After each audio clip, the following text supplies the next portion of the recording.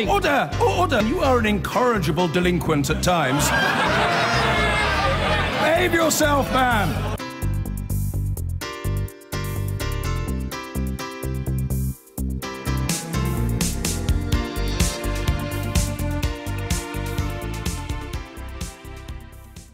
Now, this morning, Jeremy Corbyn has been addressing the British Chambers of Commerce conference. He says Labour must embrace technological change and that he isn't a doom-monger about mechanisation. Jobs have and would continue to be lost, replaced and transformed, he said. After the election, Labour may be on a high, but are they now trusted by business and the city? Ellie has been taking a look at Labour's tricky relationship with business. In 1998, Peter Mandelson said he was intensely relaxed about people getting filthy rich, though he did add, as long as they pay their taxes. It was a phrase that, rightly or wrongly, would come to symbolise New Labour's approach to big business. But Labour's wooing of the city had begun well before Tony Blair's landslide, in what critics had called the prawn cocktail offensive. Never have so many crustaceans died in vain.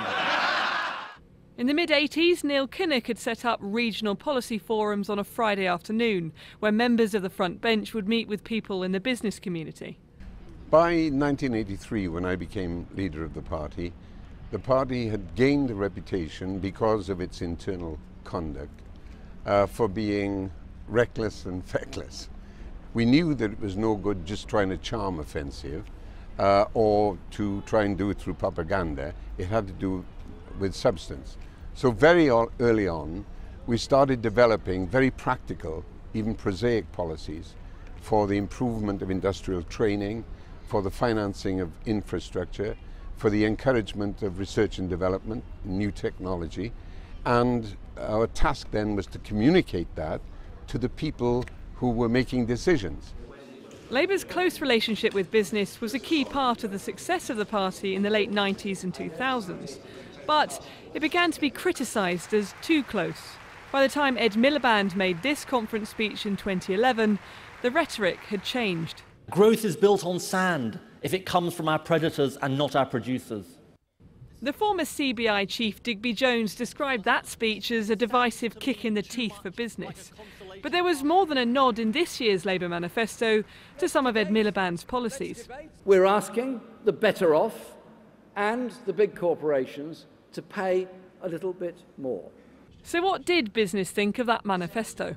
A lot of what got the attention there was some of the comments around nationalisation, around some of the deep intervention in business. And the message that comes out of that is bigger, government's going to be bigger, it's going to be more visible. And of course, that's a hard sell to business people. But on the other hand, what you've got are some very specific commitments around business rates and reforming local business taxation, on vocational education, on guaranteeing residency rights for EU nationals. So it's a much more nuanced picture.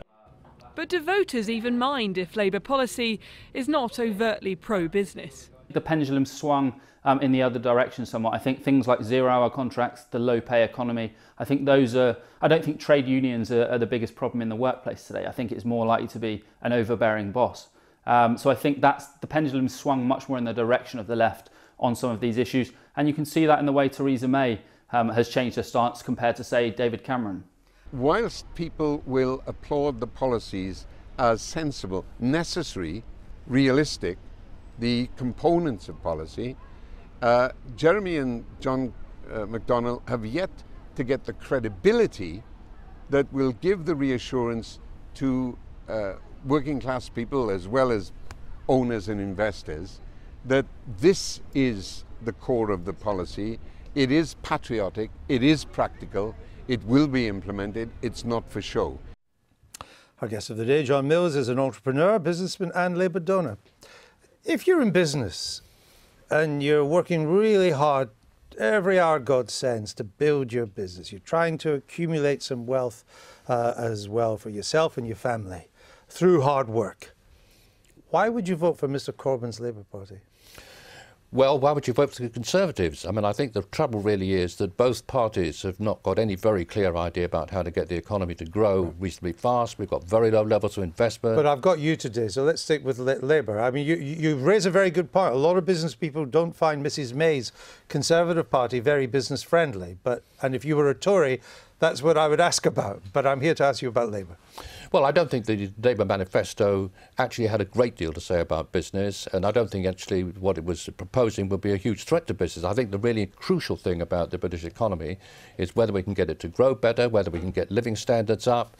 And if you have to choose then between what Labour's offering and what the Conservatives are offering, just on economic policy, I don't think there's a huge difference. I think what Labour really needs to do is to develop a policy, a suite of policies which will convince the electorate that they can get the economy to run better.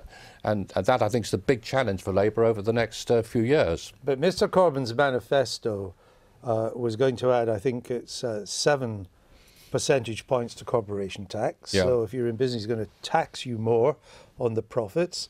And if you, through your hard work, manage to earn more than 80,000 a year, everything above that, he's going to take over half of it, of the gain. And there's going to be a lot more regulation and controls and state intervention. None of that is particularly appealing to business, is it? No, I'm not sure it necessarily is, although I think the country can afford to be taxed a bit more than it is at the moment. I think that there's a very strong urge in the economy now to get a bit more redistribution than we've seen recently. Would you do it the way Mr Corbyn's manifesto suggested? I would do it a slightly different way, but I think the basic objectives of getting a bit more redistribution and getting the economy to perform better are exactly right.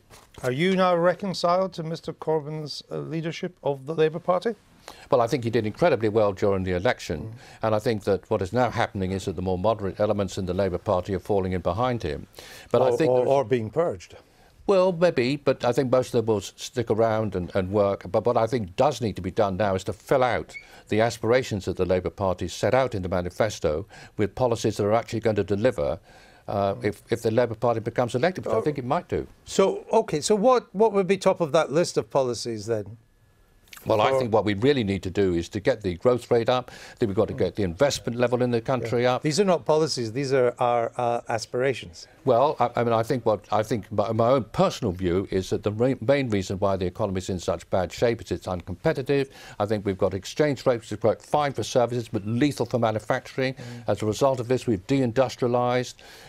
Even as late as 1970, about a third of our GDP came from manufacturing. Now it's less than 10%.